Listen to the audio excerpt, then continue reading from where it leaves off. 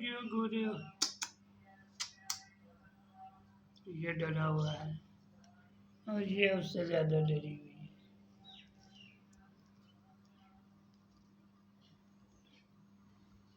ठीक से इससे चला भी नहीं जाता है, बेचारी को चोट बड़ी लगी है।